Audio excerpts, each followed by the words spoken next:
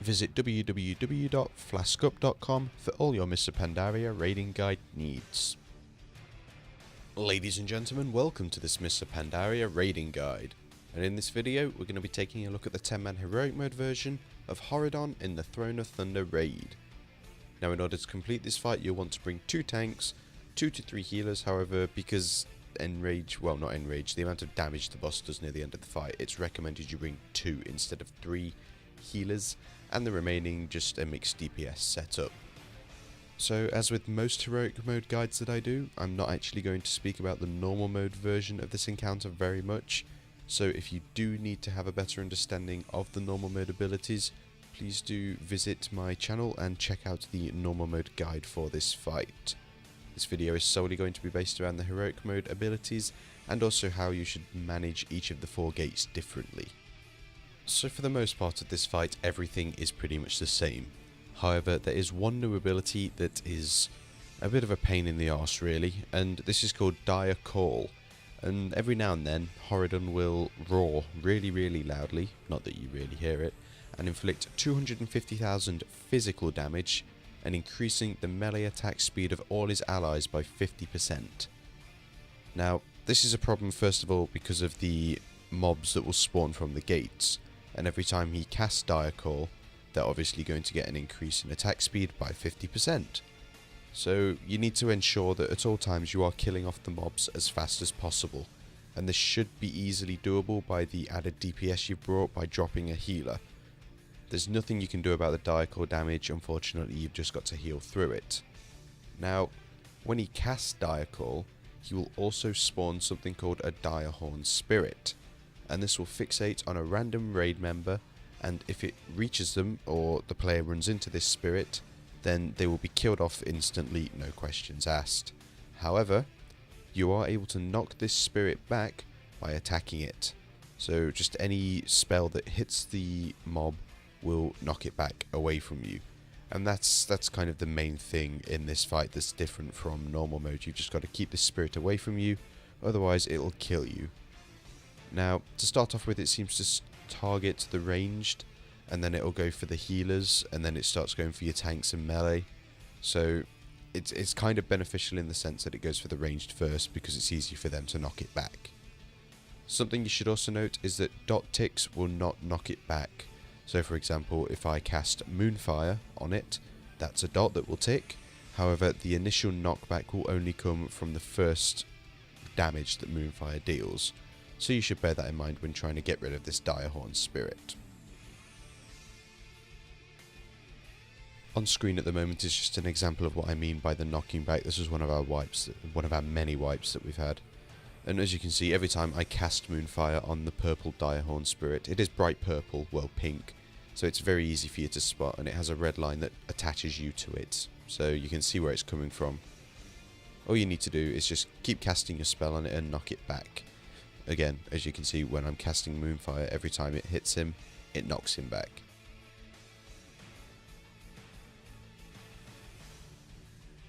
So before we take a look at the 4 different gates, I'm going to quickly talk about 3 of the boss's other abilities.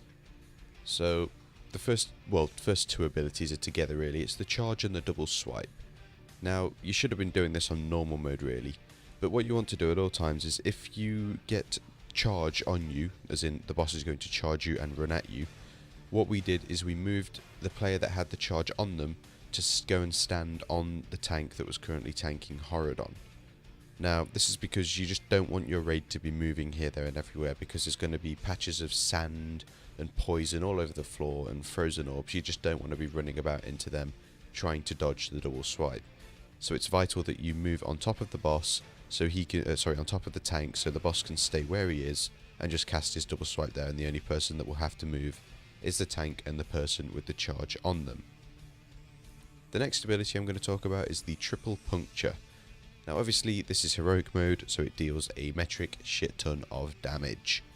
However, we found that having a paladin tank was really useful for this fight and the triple puncture, because they're able to use abilities such as Bop in order to remove the triple puncture debuffs that are applied on them.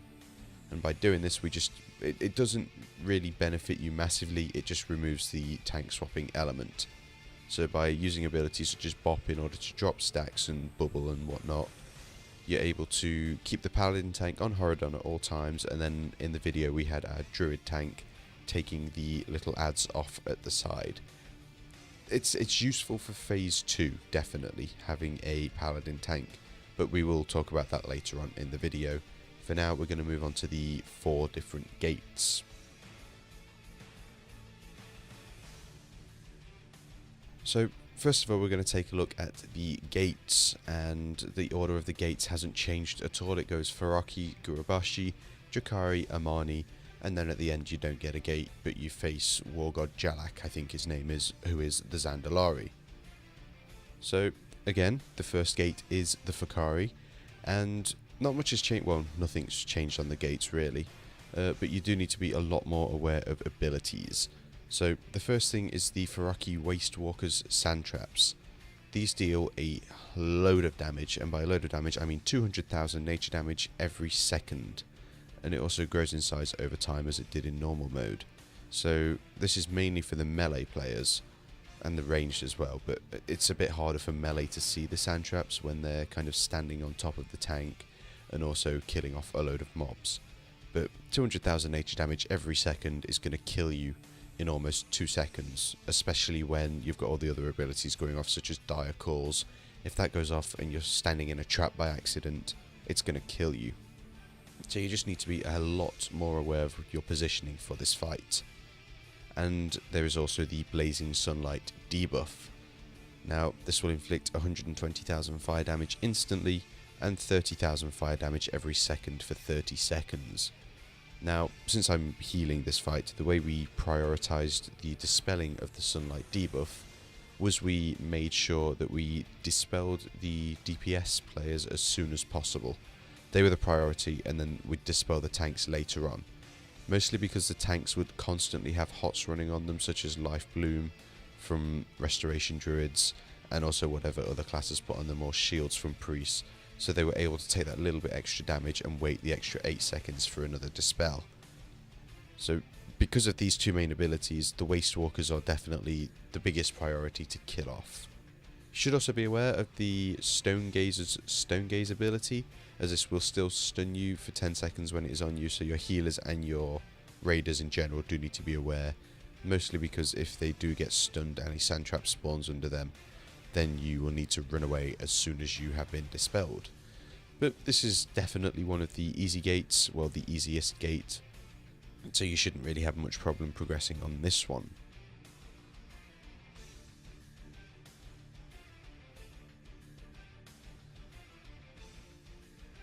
So once you've killed off the first gate, you then move on to the second gate, which contains the Gurubashi. Now, again, everything deals a lot more damage. And the Bloodlords, which are the little ones that are a pain in the arse really, that charge here, there and everywhere, will now, when they charge somebody with their ending charge, cause them to bleed for 60,000 physical damage every second for 15 seconds. So that's what, 900,000 physical damage I think in total, if my maths is correct. It's probably not, so don't quote me on that. That's a lot of damage, and your healers don't really want to be healing that much damage, but they've got to. So what you can do to help them out is use personal cooldowns. Yes, personal cooldowns are vital in this fight, mostly because of the final phases. So again, if you get the rending charge on, you just try and use some form of a personal cooldown, even if it's just, you know, bark skin, or even if you're just using a health stone, that would be great. Next you have the Venom Priests again, and the Venom Priests are a pain in the arse, and you don't really want them to cast the Venom Bolt volley. However, if it does go off, it's not a massive amount of damage. It's just, what, 15,000 nature damage every 3 seconds.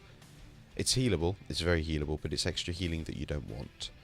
So again, it's kind of hard to decide which ones to kill off first there, but personally I would kill off the chargers first, because they deal a lot more damage. However, you do also need to be aware of the living poison that the Venom Priest will spawn, because again, just like the sand traps, it will inflict 200,000 nature damage every second. So you do need to make sure that you're not walking into that for no stupid reason.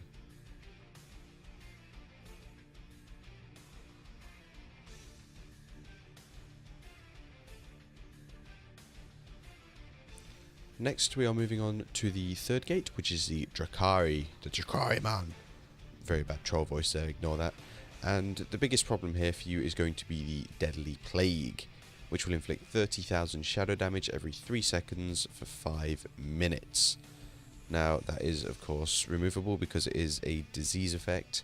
However, you'll probably find that you don't have many people that can remove diseases if you do opt for 2 healers only. So, because we had 2 healers, Restoration Druid and a Monk Mistweaver, I think it is. Monk Mistweavers can remove diseases, however, Resto Druids can't. But luckily, with Mr. Pandaria, we got granted Symbiosis. It's a very useful spell, just keep that in mind, Druids.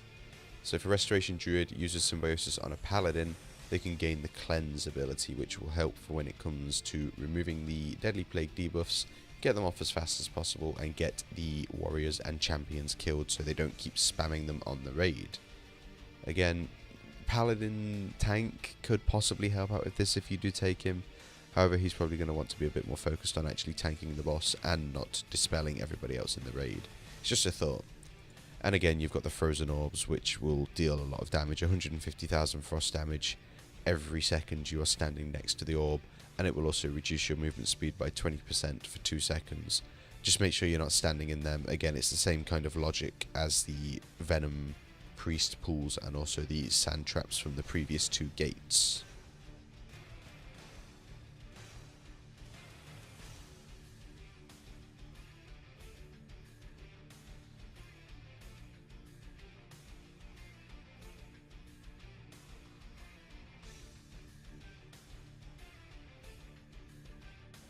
And next you will be moving on to the 4th and final gate, which contains the Amani.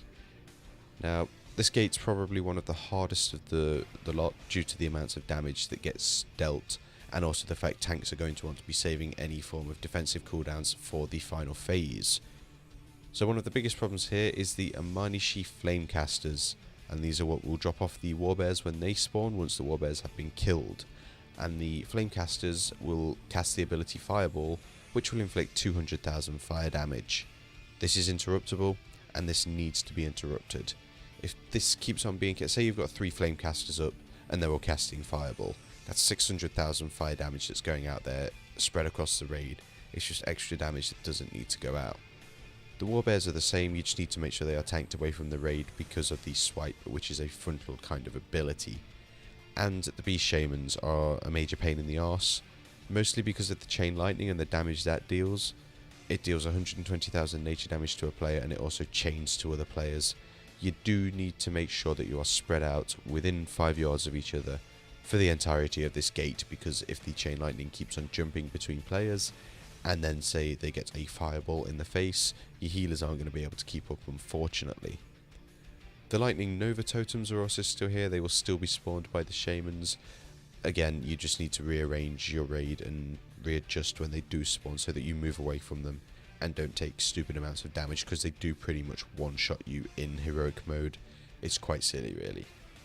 And finally, the Hex of Confusion is kind of a big deal, and it likes to say that with its tough nut voice, mostly because if it goes on one of your tanks and they've got, say it's our second tank who's tanking all of the mobs from the gate. If he gets the Hex on him, it will injure them a lot, especially if they're AoE spamming. I guess the same applies to the melee DPS and the ranged DPS as well, for that matter. But your tanks are a little bit more important, because if they die off, you know the mobs are just going to run around and hit everybody else around the face quite a few times. So we prioritised the tanks when it came to removing the Hex off them, if they had it, of course, and then we'd just remove it off the DPS afterwards. So after your 4 gates, you'll move on to fight Wargod Jalak and Horridon himself, but something I would like to mention first of all about the gates in general is that we found it was easiest just to keep on moving the boss slowly but surely when more and more mobs spawned from the gate. This allowed us to avoid the sand traps, avoid the poison pools, and avoid the frozen bolts on the first 3 gates. And it also helps a lot with AoE healing for the Dire Call, and also movement when the boss charges, if you're all kind of together all the time throughout the fight. I don't know if you've been watching, well, you probably have been watching the video in the background, but if you see, we are always together as much as we possibly can. And something to note on the third gate as well is people have been saying that it's beneficial to use Bloodlust on that gate there. I think you should try it for progressing on the gate, but when it comes to you actually going for a kill on the boss, you should definitely save it for the final phase when you fight the War God and Horridon, because you'll need that extra damage for the War God. So yeah, use it for trying out the gate, seeing how you want to deal with it, but try your best not to use it for actually progressing past that gate and using it in the kill, because it will hurt you quite a bit in the final phase.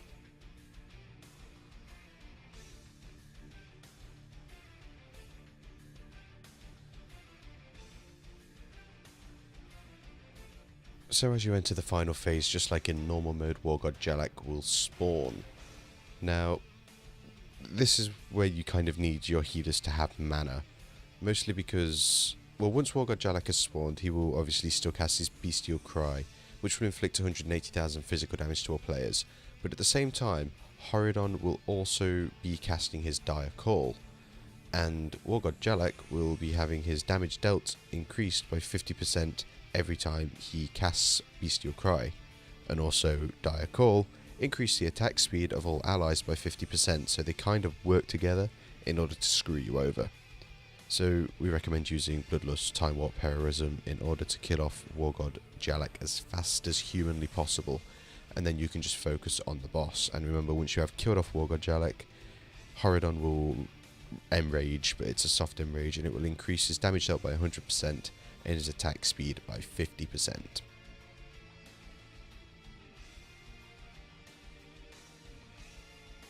So after you've then killed War God Jalak, you then have the issue of, oh shit, Horridon is dealing these mass amounts of damage and is still doing triple puncture, and you've still got your little dire beasts up there trying to target people. So you need to remember to knock them back as much as possible, and it's recommended that upon killing War God Jalak, you knock them back as much as possible, and then run back to Horridon, and then just focus your DPS on him as much as you can.